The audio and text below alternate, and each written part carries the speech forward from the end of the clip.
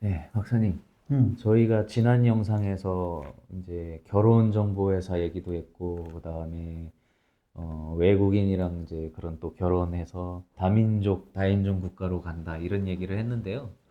근데 이제 요즘에 또 다른 문제가 결혼 자체를 안 하는 것도 있지만 결혼을 한 청년들 중에서도 아이를 안 낳는 가구들이 늘고 있잖아요. 응. 그래서 그런 것들이 박사님이 생각하실 때는 어떻게 생각을 하고 계신지가 궁금하거든요. 근데 이제 결혼은 하되 아기는 낳지 않겠다는 것으로 약속하고 결혼하는 경우가 많아요. 네, 요새 가만히 보니까. 네네네. 근데 내 주변에도 보면 그 손자들 모두 결혼하고 그러는데 네, 내가 주례를 이제 많이 서주고 그랬는데 네. 들어보면 아기는 안 낳겠대요. 어, 그 왜 안 낳으려고 하냐. 네. 겉으로 자기들이 이 얘기하는 거는 아기를 키울 경제력이 없다는 거예요. 음, 응. 옛날은 애는 낳아놓으면 제대로 큰다고 그랬어. 네, 지금 제대로 크는 건 아니지. 뭐 가르치길 거 가르치고 뭐 해야 되니까 사회적인 비용이 올라가는 거야. 네, 비용이 올라가니까 그걸 감당을 못 해. 네. 그러니까 아예 포기를 하는 거야. 안 낳겠다고. 근데 이제 그 사람들의 주장은 둘이만 뭐 사이좋게 살면 되는 거지. 뭐 애기가 뭐한테 필요하냐 이게. 그럼 옛날같이 족볼 따져가지고 뭐 누구 자손이니까 언제 자녀가 없다면은 대가 끊어진다. 그 끊어지면 끊어지는 거지. 뭐가 그렇게 중요하냐. 이제 사고가 그렇게 바뀌어 있는 음, 거예요. 그러니까 아기를 안 낳으려고 하는 거고. 네. 그다음에 여자 편에서도 보면 아기 낳는 게 고통이에요. 네, 힘들죠. 그 뭐 돈이 많이 든다 뭐 그런 거는 그다 안 낳고 나서 네네네. 문제고 아기를 빼가지고 아기를 낳을 때까지 음, 상당히 고통이 있어요. 네. 그 의학적으로도 이제 산욕병이라고 그래서 아기를 뱀으로써 그 병이 생기는 게 있어요. 고혈압도 생기고 당뇨도 생기고 막 그래요. 네. 그다음에는 또 아기 낳다가 또 음, 산욕병이라고 또 그런 신체적인 게 아니라도 또 정신병도 들어요. 네. 산후 정신병, 네네네. 산욕병이라고. 그러니까 그런 것도 겁나고 하니까 안 놓는 거예요. 음, 너무 싫어요. 고통이니까. 음, 우리가 주먹으로 한 번 이렇게 툭 맞아도 아픈데 그 고통을 열 달 동안 견디려고 네. 하니까 안 되거든. 네. 그래서 이 경향도 보면 지금 뭐 이제 한창 전쟁 중인 그 이스라엘, 네. 이스라엘이 아주 독특한 결혼이 있어. 결혼은 자유롭게 해요. 네. 근데 자녀는 넣으면 국가가 관리해요. 어, 그걸 이제 깁스로, 깁스. 사회를. 네. 그 쉽게 얘기하면 집단 농장 되기야. 음, 그래서 어른은 어른대로 집단 깁스라는 그 집단 농장을 만들어 가지고 노동을 하고 노동을 하는 동안 애를 볼 사람이 없잖아요. 그걸 전부 또 이제 깁스 안에 이제 그 애 돌보는 그걸 전문으로 하나 그게 갖다 맡겨요. 음, 그래서 일주일에 한 번 가서 애기 보고 음, 그게 지금도 아마 하고 있을 것 같은데 음, 이제 그렇게 해서 그 인구를 늘리려고 네. 생각했던 국가도 있어요. 근데 그러고는 이런 자유가 바탕인 우리나라 같은 세계에서는 법으로 그렇게 하면 그 위법이잖아. 낳고 싶으면 낳고 뭐 낳기 싫으면 안 낳는 게 그 개인적인 가치관에 따라서 그런 건데 자유로운 건데 이스라엘매로 그렇게 하기는 어렵잖아요. 근데 이스라엘은 초기에 그 뭐 몇천 년 동안 국가 없이 흩어져서 살았잖아요. 그래서 이제 돌아와서 나라를 건국하면서 인구도 모자라고 그러니까 그런 독특한 방법을 그 사람들이 생각해내가지고 깁스 사회라고 그래. 요새도 있어요.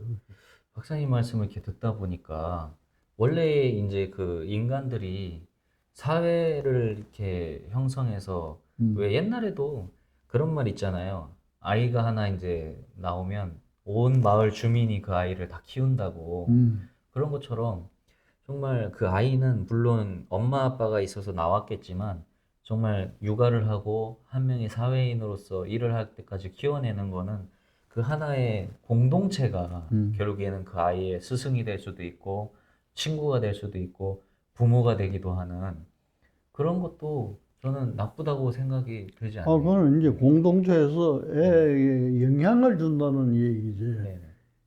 깁스에서 하듯이 네. 애들만 딱 집단적으로 모아가지고 아, 네네네네. 키우는 건 아니거든. 네네네. 그래서 그런 생각이 들었고요.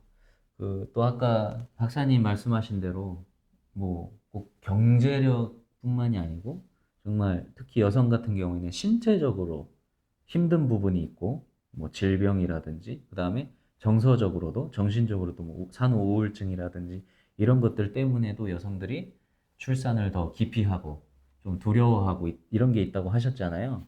그러기도 그래서 하고, 네. 남자들은 직업을 갖고 자기 실현을 많이 하잖아요. 네. 근데 여자들은 직업 여성이 요새 많아졌지. 전 시간에 얘기했다시피 해방 후에 직업 여성 그러면 그 딱 그 직종에 종사하는 네. 그 사람밖에 없었으니까 네. 직장인이다 그러면 나쁜 소리로 들리는 거죠. 음, 그러니까 이제 지금 그 경제적인 거 이런 거 뭐 여러 가지도 있지만은 사회적으로 그 주부가 된다는 게 그게 주부로 남는다는 게 열등하다고 생각하는 거예요. 음, 자기 실현을 할 수가 없는 거예요. 아기를 가지고 아기를 키우는 동안은 사회적인 역할을 못 하는 거예요. 이것도 사회적인 역할인데 그런 가치를 안 두고 자기는 사회적인 직업에서 낙후된 사람이다. 이렇게 생각하니까 음, 아예 아기를 안 낳고 말이지. 음, 직업에 종사하고. 네. 음. 그래서 그래서 내가 한때는 그런 걸 주장한 적이 있어요. 여성이 아기를 낳고 가사에 그 전임해야 될 아기가 뭐 한 5살 정도 클 때는 엄마가 돌봐주는 게 정신의학적으로도 좋거든요. 네, 엄마 손이 가야 돼. 네, 가야 될 동안은 국가가 보장을 해봐, 이게. 예를 음, 들면 이력에 쳐줘야 돼. 음, 남자들 군대 갔다 오면 가산점 주듯이 음, 여자도 가정에서 아기를 키우기 위해서, 아기를 낳기 위해서 뭐 5년 동안 어쩌다 그러면 그 5년이라는 캐리어를 음, 직업을 갖는데 반영을 해줘야 돼. 네, 예. 그러면 안심하고 또 아기를 낳으려고 하는 사람도 있을 것 같아요. 네, 충분히 그럴 수 있겠네요. 응?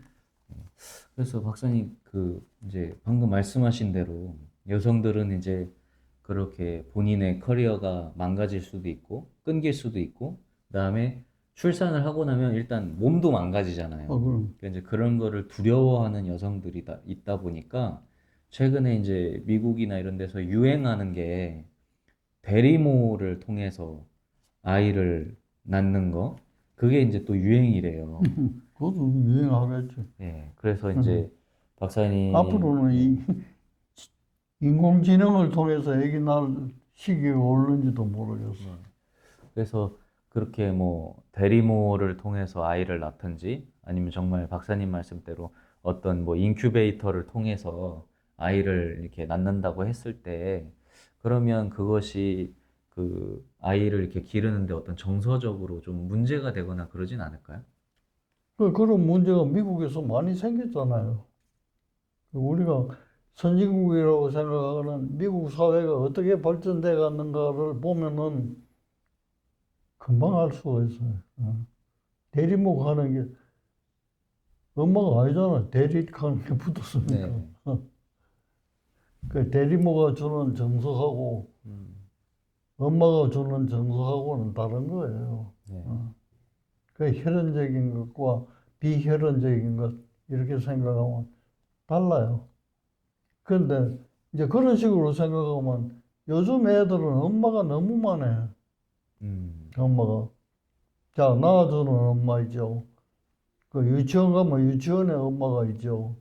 뭐 어린이집 가면 어린이집에 또 있죠.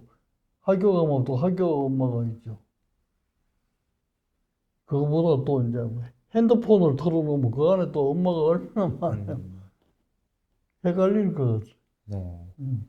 그럼 혼란스러울 수 있겠네요. 혼란이요. 그럼, 그럼 어떻게 해야 될까요? 응? 어떻게 해야 돼요? 그거는 이제 그런 사람들이 많아가지고 이제 어떻게 가치가 형성되는가에 따라서 이제 트렌드가 또 생길 거예요. 그 예측하기는 어려워요. 네. 그래도 어떤 가치는 생길 거예요. 그 사람들이 살아남기 위해서는 이렇게 살아야 된다 하는 게 우리가 상상할 수 없는 것도 생길 거예요. 네. 참 어렵네요. 어렵죠. 그 지나가고 나면 그걸 분석하기는 참 쉬워요. 뭐든지. 네. 그러나 미래를 예측하기는 너무 어려워. 그래도 뭐 어쨌든 진짜 아까 이스라엘 말씀해 주셨지만 그 전쟁통에도 참 또 아이 낳는 사람들은 낳고 그, 다 하잖아요. 그러니까 그런 것처럼 한국도 지금은 뭐 워낙 결혼 안 한다 그러고 출산율도 바닥이 나서 진짜 아까 박사님 말씀하셨다 뭐 인류가 이제 한국은 뭐 멸망할 수도 있다 그러고 막 그런 여러 가지 말들이 나오는데 그래도 한 줄기 희망은 있지 않을까 어딘가에 그런 생각을 그냥 꿈꿔보는 것 같습니다. 어떻게 될지 모르겠지만요. 그러죠. 예. 그래서 저희가 이제 뭐 이전 영상에서 결혼정보회사 얘기도 하고 국제 결혼 얘기도 하고 이렇게 출산율 얘기도 하고 여러 가지로 이제 이해를 해봤는데요.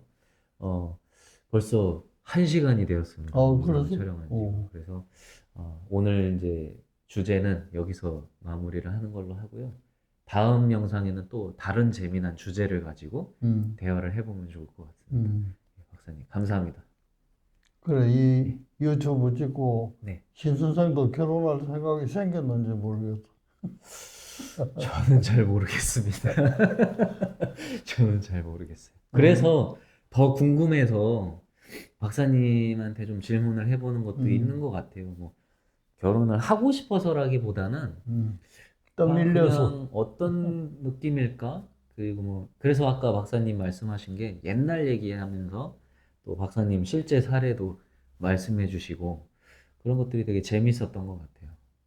그리고 진짜 제가 그냥 막연하게 생각하고 있었던 건데 왜 그런 말 있잖아요. 진짜 아까 해보고 후회하는 게 난지 그러죠. 안 해보고 후회하는 게 난지 그래도 저는 해보고 후회하는 게 낫다라는 마인드거든요. 결혼뿐만 아니고 다른 모든 것들이. 모든 것이. 근데 이제 박사님이 아까 딱 그렇게 말씀을 해주시니까 아 그래 내 생각이 틀리지 않았어. 약간 이렇게 좀 정리가 되었던 것 같아요. 네, 그래서 또 이 또 영상을 통해서 저도 좀 배워가는 게 있는 것 같아서 되게 기분이 좋습니다.